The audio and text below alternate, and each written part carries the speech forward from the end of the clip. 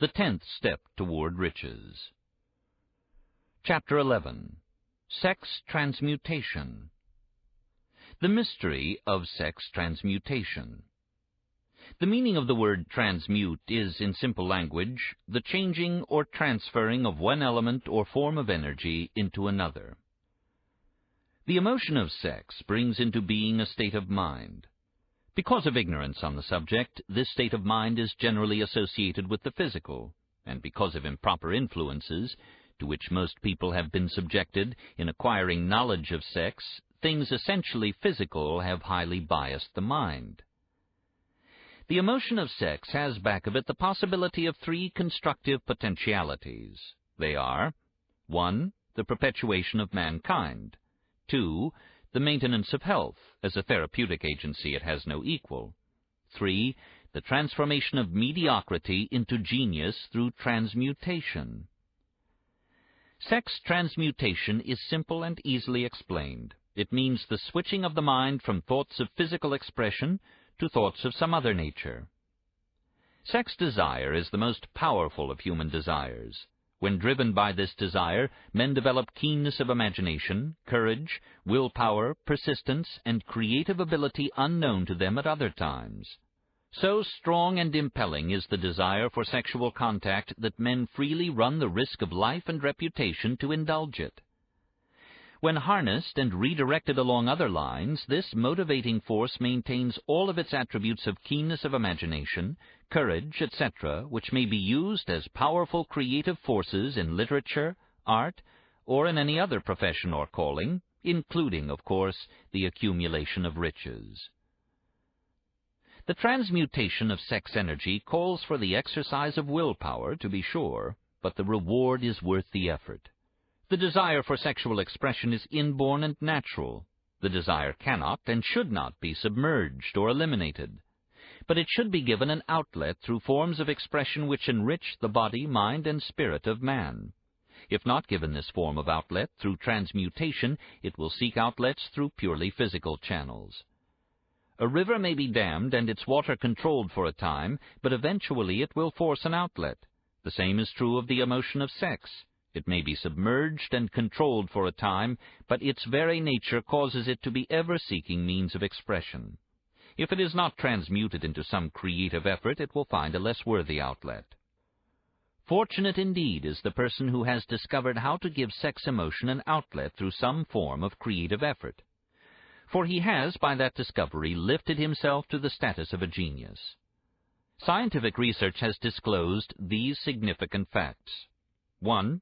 The men of greatest achievement are men with highly developed sex natures, men who have learned the art of sex transmutation. 2. The men who have accumulated great fortunes and achieved outstanding recognition in literature, art, industry, architecture, and the professions were motivated by the influence of a woman. The research from which these astounding discoveries were made went back through the pages of biography and history for more than 2,000 years. Wherever there was evidence available in connection with the lives of men and women of great achievement, it indicated most convincingly that they possessed highly developed sex natures. The emotion of sex is an irresistible force against which there can be no such opposition as an immovable body. When driven by this emotion, men become gifted with a superpower for action. Understand this truth, and you will catch the significance of the statement that sex transmutation will lift one to the status of a genius. The emotion of sex contains the secret of creative ability. Destroy the sex glands, whether in man or beast, and you have removed the major source of action. For proof of this, observe what happens to any animal after it has been castrated. A bull becomes as docile as a cow after it has been altered sexually. Sex alteration takes out of the male, whether man or beast, all the fight that was in him. Sex alteration of the female has the same effect. The 10 mind stimuli. The human mind responds to stimuli, through which it may be keyed up to high rates of vibration, known as enthusiasm, creative imagination, intense desire, etc. The stimuli to which the mind responds most freely are 1. The desire for sex expression, 2. Love, 3. A burning desire for fame, power, or financial gain, money. 4. Music. 5. Friendship between either those of the same sex or those of the opposite sex. 6. A mastermind alliance based upon the harmony of two or more people who ally themselves for spiritual or temporal advancement. 7. Mutual suffering, such as that experienced by people who are persecuted. 8. Autosuggestion. 9. Fear. 10. Narcotics and alcohol. The desire for sex expression comes at the head of the list of stimuli, which most effectively step up the vibrations of the mind and start the wheels of physical action. 8 of these stimuli are natural and constructive. 2 are destructive. The list is here presented for the purpose of enabling you to make a comparative study of the major sources of mind stimulation. From this study, it will be readily seen that the emotion of sex is, by great odds, the most intense and powerful of all mind stimuli. This comparison is necessary as a foundation for proof of the statement that transmutation of sex energy may lift one to the status of a genius. Let us find out what constitutes a genius. Some wiseacre has said that a genius is a man who wears long hair, eats queer food, lives alone, and serves as a target for the joke-makers. A better definition of a genius is a man who has discovered how to increase the vibrations of thought to the point where he can freely communicate with sources of knowledge not available through the ordinary rate of vibration of thought. The person who thinks will want to ask some questions concerning this definition of genius. The first question will be, how may one communicate with sources of knowledge which are not available through the ordinary rate of vibration of thought? The next question will be, are there known sources of knowledge which are available only to genii, and if so, what are these sources, and exactly how may they be reached? We shall offer proof of the soundness of some of the more important statements made in this book, or at least we shall offer evidence through which you may secure your own proof through experimentation, and in doing so, we shall answer both of these questions. Genius is developed through the sixth sense. The reality of a sixth sense has been fairly well established. This sixth sense is the creative imagination. The faculty of creative imagination is one which the majority of people never use during an entire lifetime, and if used at all, it usually happens by mere accident. A relatively small number of people use, with deliberation and purpose aforethought, the faculty of creative imagination. Those who use this faculty voluntarily and with understanding of its functions are genii.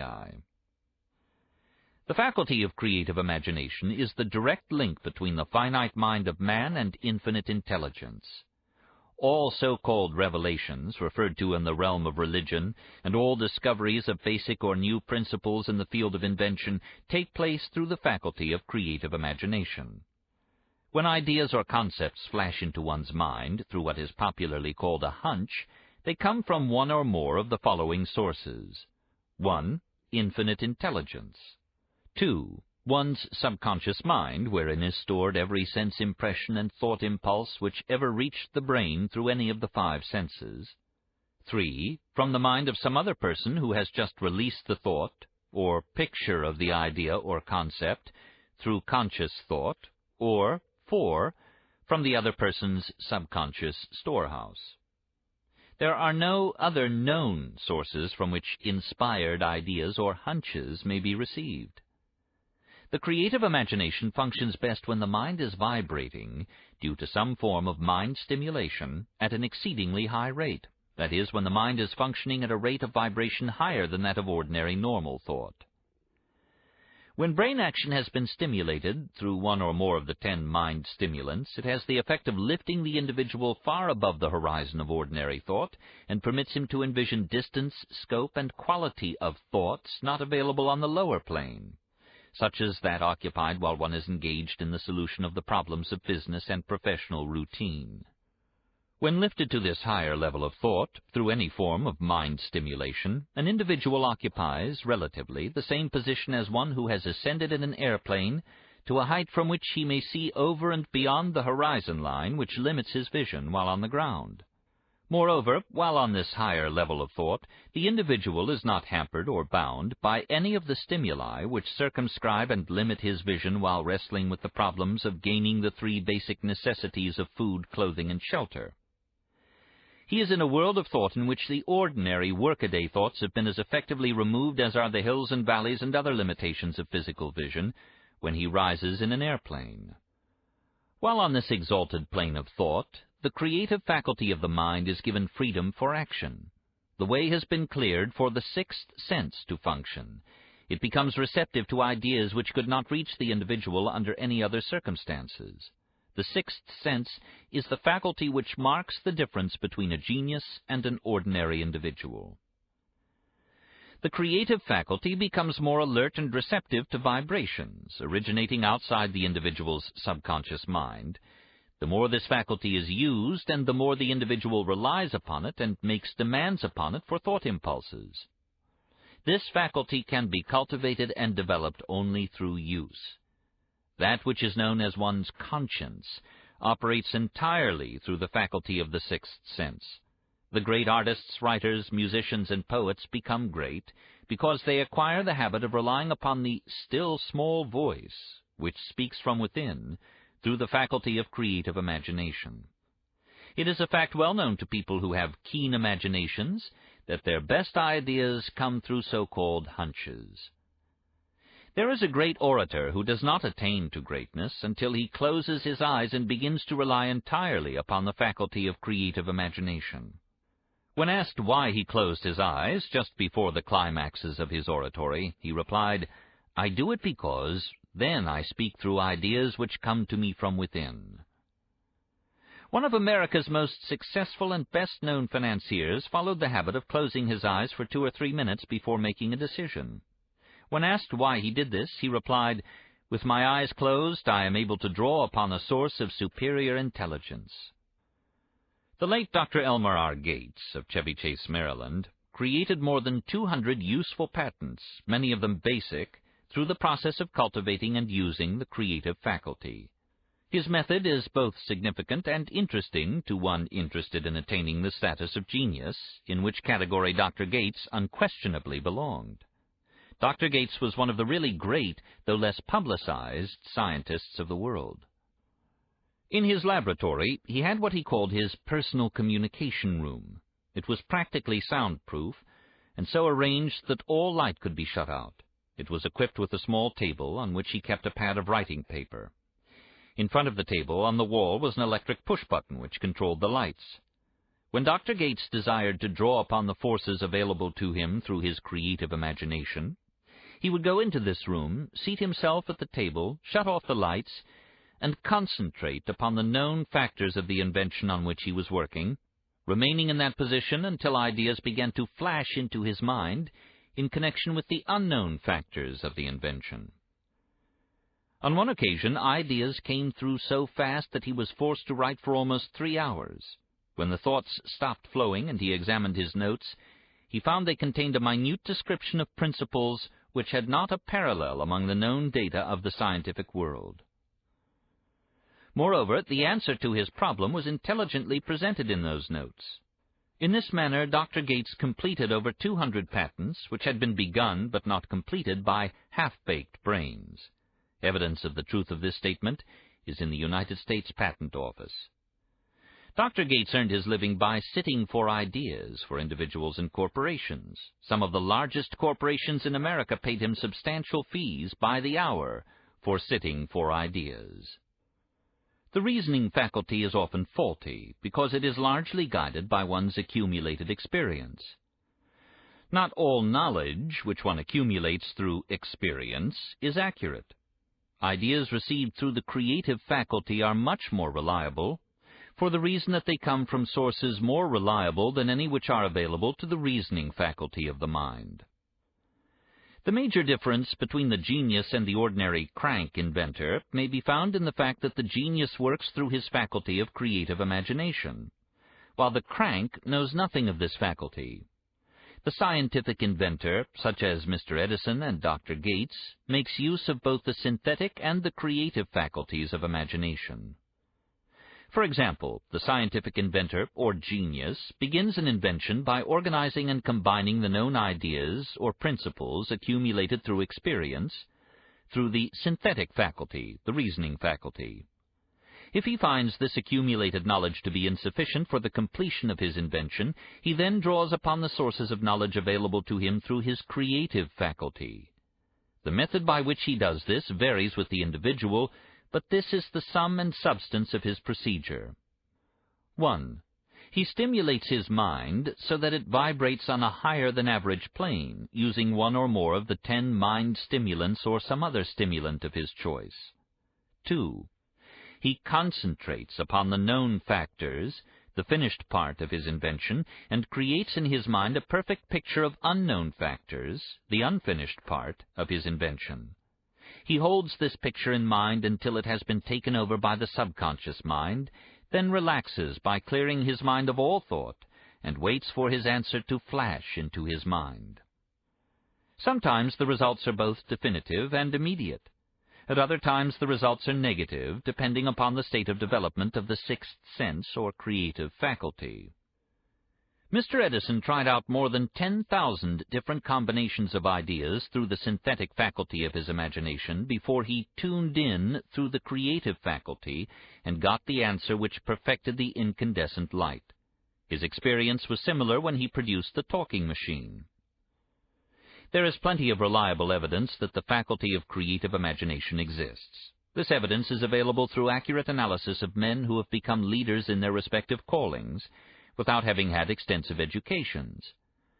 Lincoln was a notable example of a great leader who achieved greatness through the discovery and use of his faculty of creative imagination. He discovered and began to use this faculty as the result of the stimulation of love which he experienced after he met Anne Rutledge, a statement of the highest significance in connection with the study of the source of genius. The pages of history are filled with the records of great leaders whose achievements may be traced directly to the influence of women who aroused the creative faculties of their minds through the stimulation of sex desire. Napoleon Bonaparte was one of these. When inspired by his first wife, Josephine, he was irresistible and invincible. When his better judgment or reasoning faculty prompted him to put Josephine aside, he began to decline. His defeat and St. Helena were not far distant. If good taste would permit, we might easily mention scores of men, well known to the American people, who climbed to great heights of achievement under the stimulating influence of their wives, only to drop back to destruction after money and power went to their heads, and they put aside the old wife for a new one. Napoleon was not the only man to discover that sex influence, from the right source, is more powerful than any substitute of expediency which may be created by mere reason. The human mind responds to stimulation. Among the greatest and most powerful of these stimuli is the urge of sex. When harnessed and transmuted, this driving force is capable of lifting men into that higher sphere of thought which enables them to master the sources of worry and petty annoyance which beset their pathway on the lower plane. Unfortunately, only the genii have made the discovery. Others have accepted the experience of sex urge without discovering one of its major potentialities, a fact which accounts for the great number of others as compared to the limited number of genii.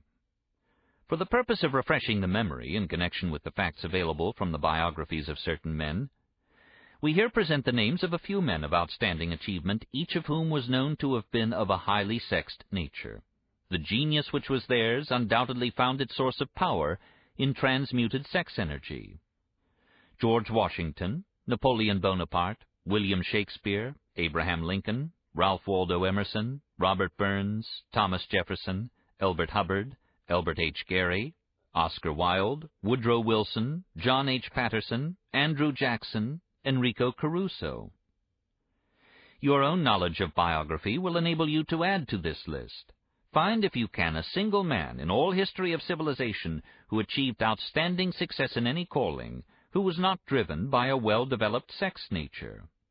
If you do not wish to rely upon biographies of men not now living, take inventory of those whom you know to be men of great achievement, and see if you can find one among them who is not highly sexed. Sex energy is the creative energy of all genii. There never has been and never will be a great leader, builder, or artist lacking in this driving force of sex. Surely no one will misunderstand these statements to mean that all who are highly sexed are genii. Man attains to the status of a genius only when, and if, he stimulates his mind so that it draws upon the forces available through the creative faculty of the imagination. Chief among the stimuli with which this stepping up of the vibrations may be produced is sex energy. The mere possession of this energy is not sufficient to produce a genius.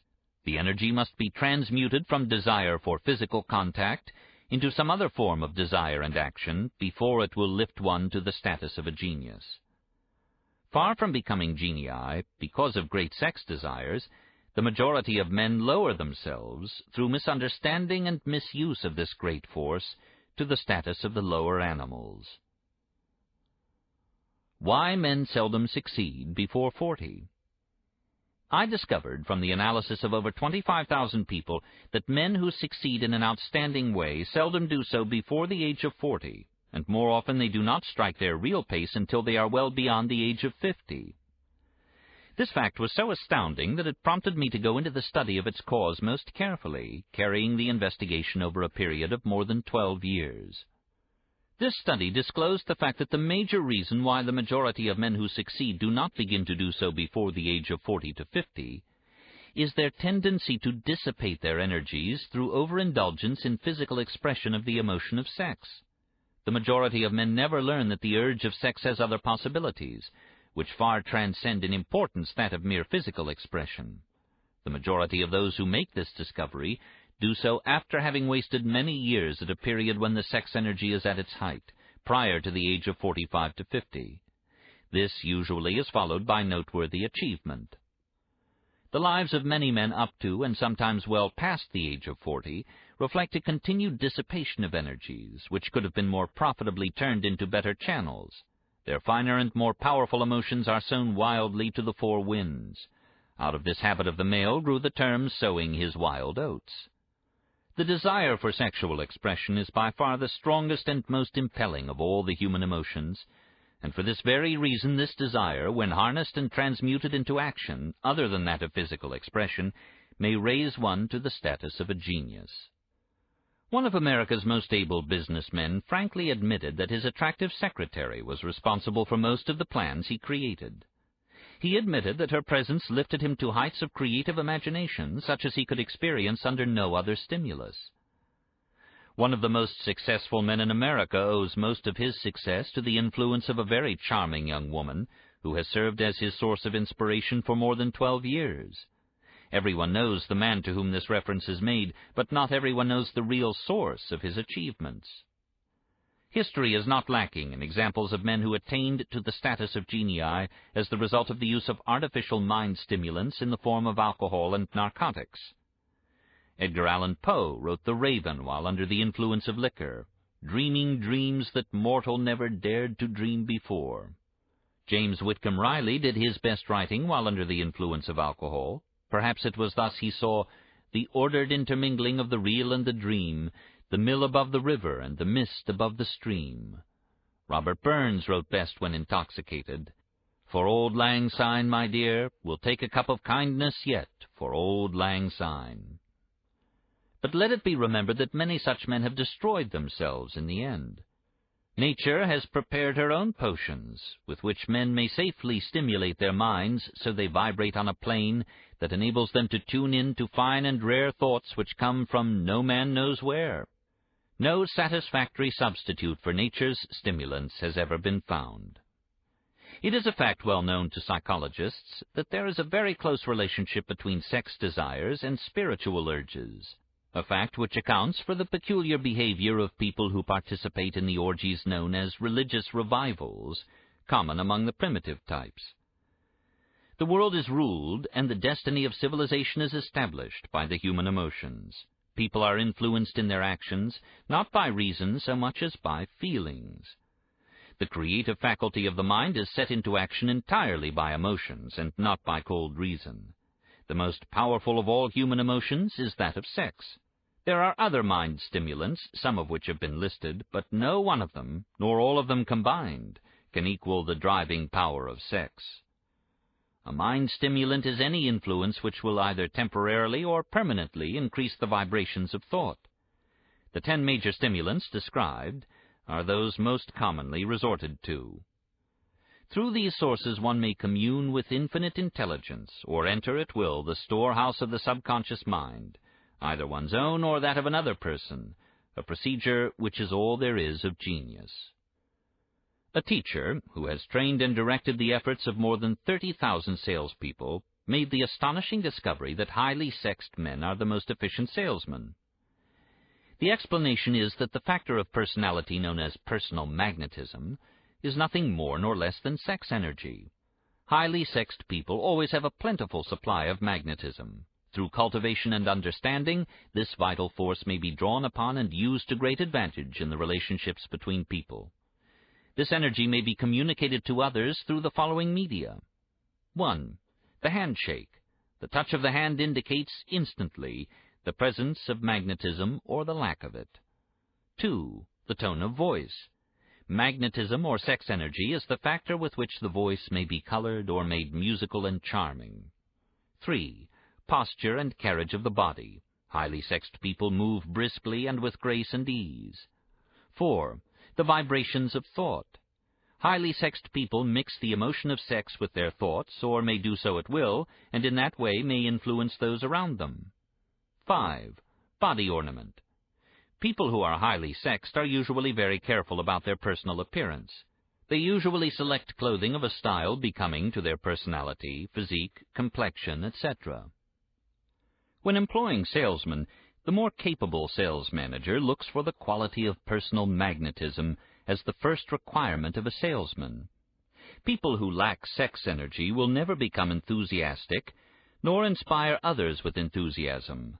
And enthusiasm is one of the most important requisites in salesmanship, no matter what one is selling.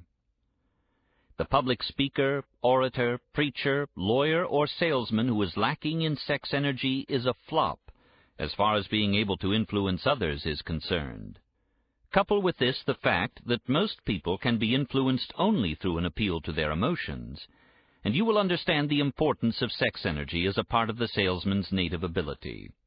Master salesmen attain the status of mastery in selling because they, either consciously or unconsciously, transmute the energy of sex into sales enthusiasm. In this statement may be found a very practical suggestion as to the actual meaning of sex transmutation.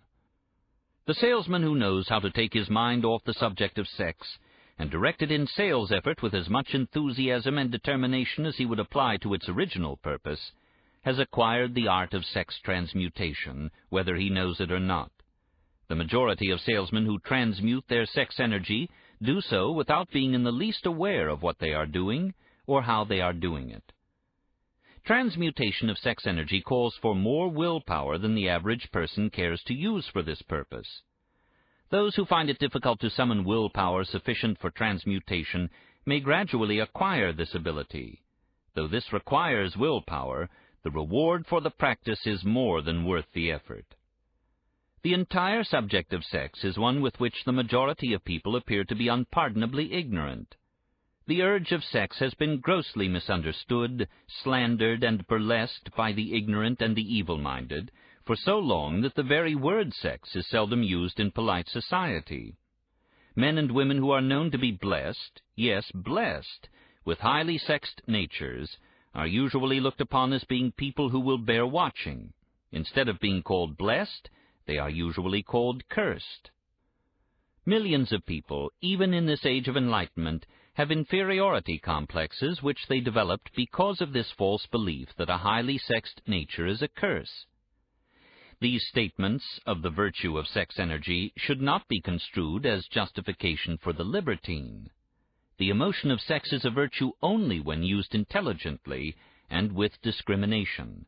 It may be misused, and often is, to such an extent that it debases instead of enriches both body and mind. The better use of this power is the burden of this chapter.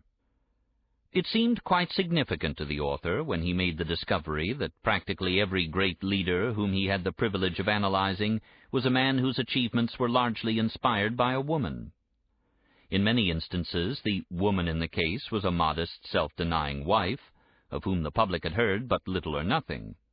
In a few instances, the source of inspiration has been traced to the other woman. Perhaps such cases may not be entirely unknown to you. Intemperance in sex habits is just as detrimental as intemperance in habits of drinking and eating. In this age in which we live, an age which began with the World War, intemperance in habits of sex is common.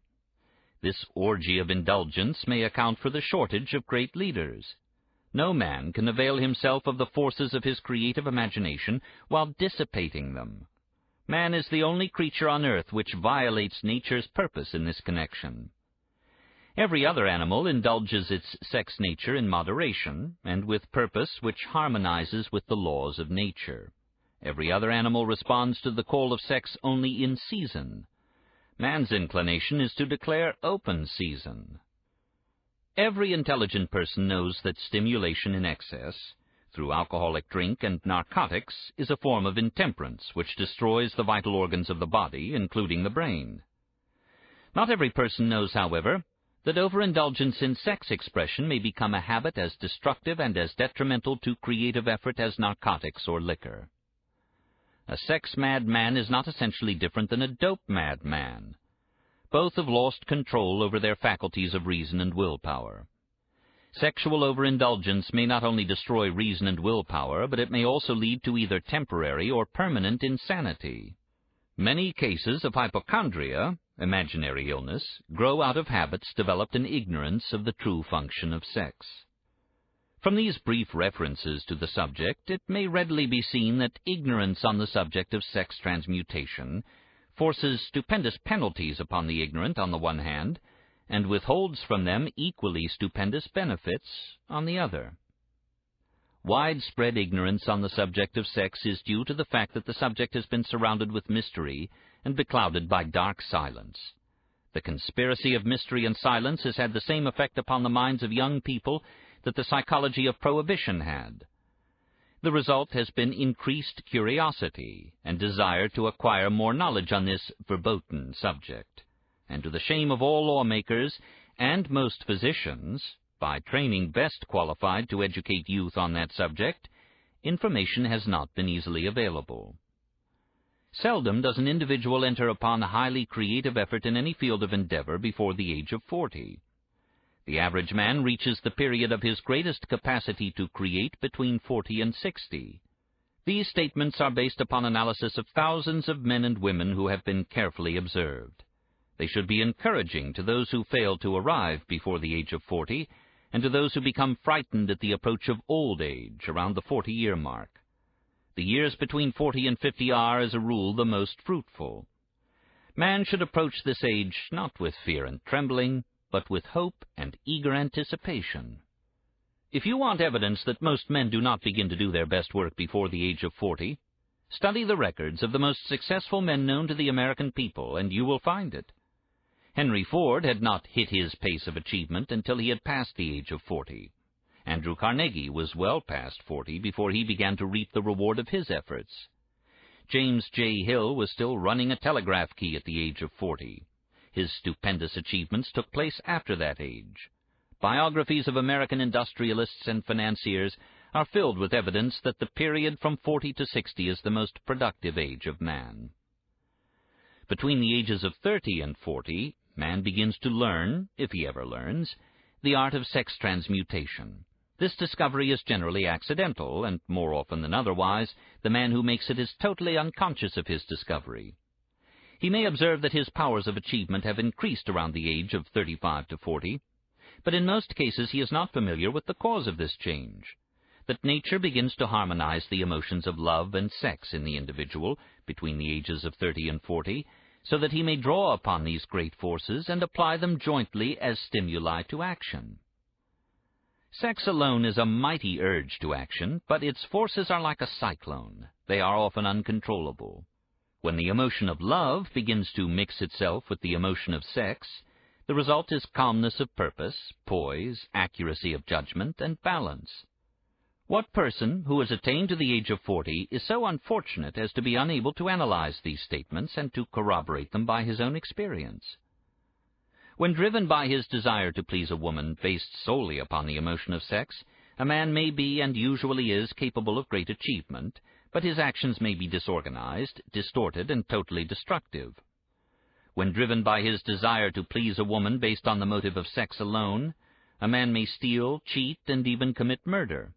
But when the emotion of love is mixed with the emotion of sex, that same man will guide his actions with more sanity, balance, and reason. Criminologists have discovered that the most hardened criminals can be reformed through the influence of a woman's love. There is no record of a criminal having been reformed solely through the sex influence. These facts are well known, but their cause is not. Reformation comes, if at all, through the heart, or the emotional side of man, not through his head or reasoning side. Reformation means a change of heart. It does not mean a change of head. A man may, because of reason, make certain changes in his personal conduct to avoid the consequences of undesirable effects, but genuine reformation comes only through a change of heart, through a desire to change. Love, romance, and sex are all emotions capable of driving men to heights of superachievement. Love is the emotion which serves as a safety valve and ensures balance, poise, and constructive effort. When combined, these three emotions may lift one to an altitude of a genius. There are genii, however, who know but little of the emotion of love. Most of them may be found engaged in some form of action which is destructive, or at least not based upon justice and fairness toward others.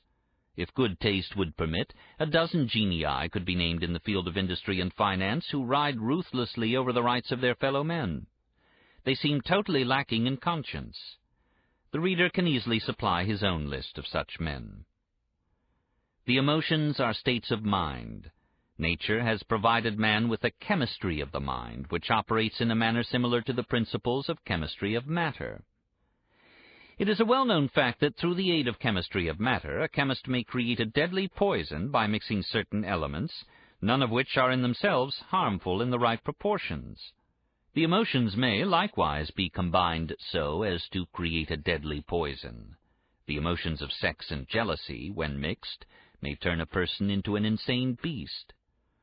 The presence of any one or more of the destructive emotions in the human mind, through the chemistry of the mind, sets up a poison which may destroy one's sense of justice and fairness. In extreme cases, the presence of any combination of these emotions in the mind may destroy one's reason. The road to genius consists of the development, control, and use of sex, love, and romance. Briefly, the process may be stated as follows. Encourage the presence of these emotions as the dominating thoughts in one's mind, and discourage the presence of all the destructive emotions. The mind is a creature of habit. It thrives upon the dominating thoughts fed it.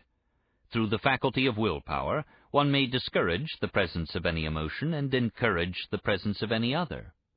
Control of the mind, through the power of will, is not difficult. Control comes from persistence and habit. The secret of control lies in understanding the process of transmutation. When any negative emotion presents itself in one's mind, it can be transmuted into a positive or constructive emotion by the simple procedure of changing one's thoughts. There is no other road to genius than through voluntary self-effort. A man may attain to great heights of financial or business achievement solely by the driving force of sex energy. But history is filled with evidence that he may, and usually does, carry with him certain traits of character which rob him of the ability to either hold or enjoy his fortune. This is worthy of analysis, thought, and meditation, for it states a truth, the knowledge of which may be helpful to women as well as men. Ignorance of this has cost thousands of people their privilege of happiness, even though they possessed riches. The emotions of love and sex leave their unmistakable marks upon the features. Moreover, these signs are so visible that all who wish may read them. The man who is driven by the storm of passion based upon sex desires alone plainly advertises that fact to the entire world by the expression of his eyes and the lines of his face. The emotion of love, when mixed with the emotion of sex, softens, modifies, and beautifies the facial expression. No character analyst is needed to tell you this. You may observe it for yourself. The emotion of love brings out and develops the artistic and the aesthetic nature of man. It leaves its impress upon one's very soul, even after the fire has been subdued by time and circumstance. Memories of love never pass. They linger, guide, and influence long after the source of stimulation has faded. There is nothing new in this. Every person who has been moved by genuine love knows that it leaves enduring traces upon the human heart. The effect of love endures because love is spiritual in nature. The man who cannot be stimulated to great heights of achievement by love is hopeless. He is dead, though he may seem to live.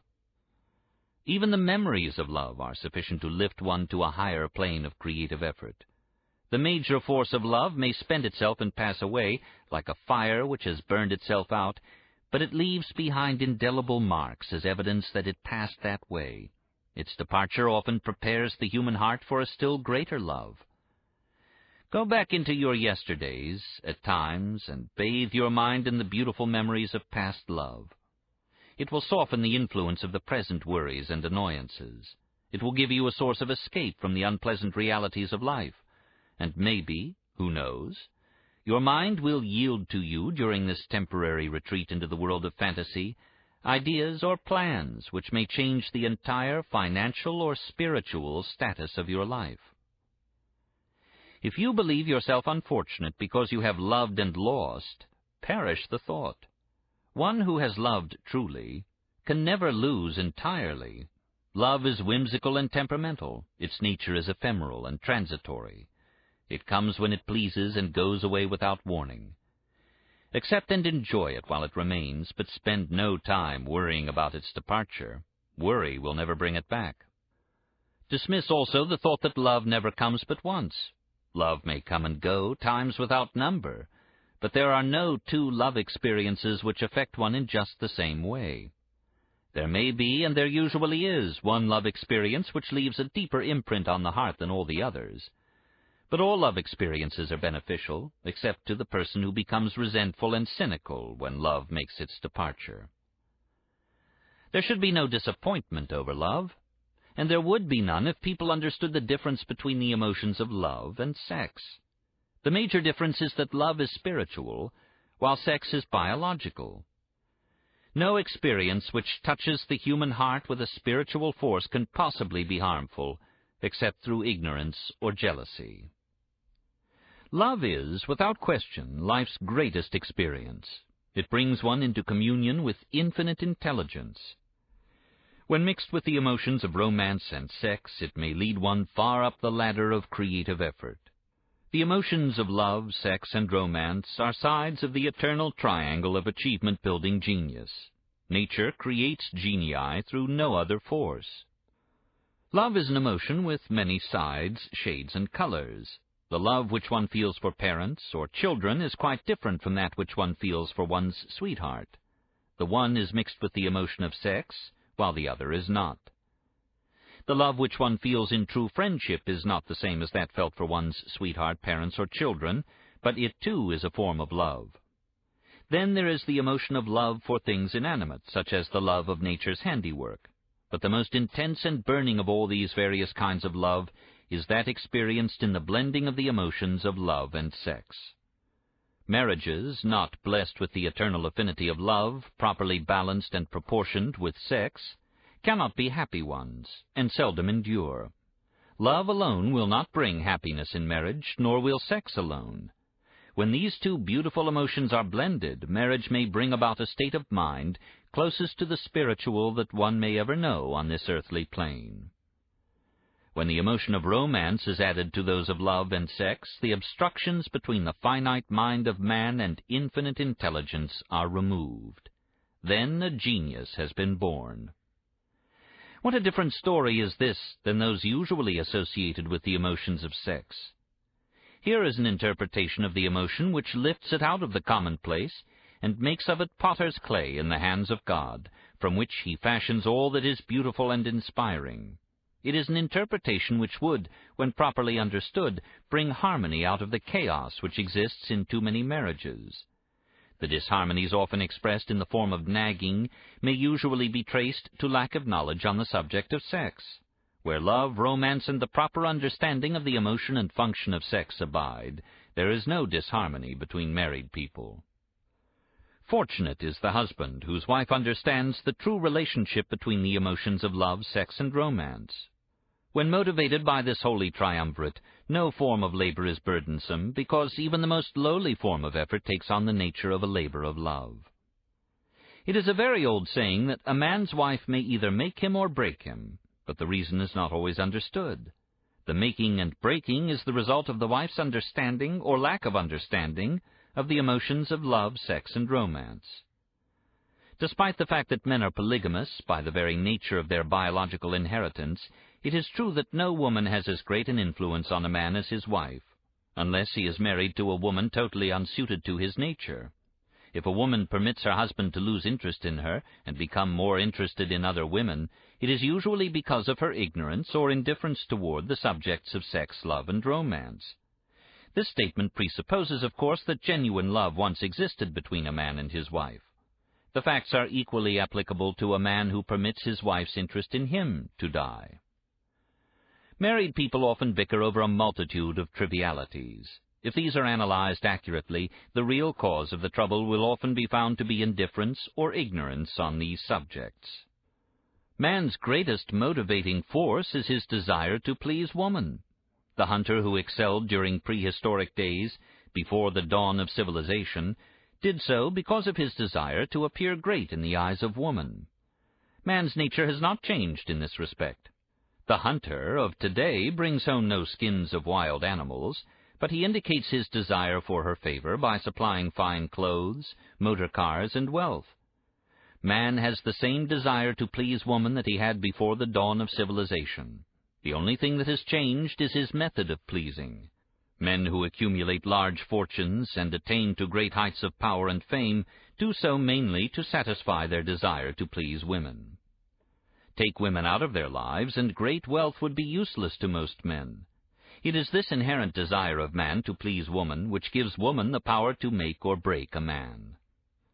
The woman who understands man's nature and tactfully caters to it need have no fear of competition from other women.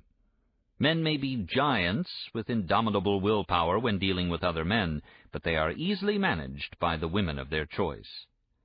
Most men will not admit that they are easily influenced by the women they prefer, because it is in the nature of the male to want to be recognized as the stronger of the species.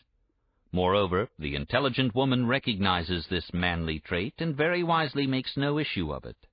Some men know that they are being influenced by the women of their choice, their wives, sweethearts, mothers, or sisters, but they tactfully refrain from rebelling against the influence because they are intelligent enough to know that no man is happy or complete without the modifying influence of the right woman.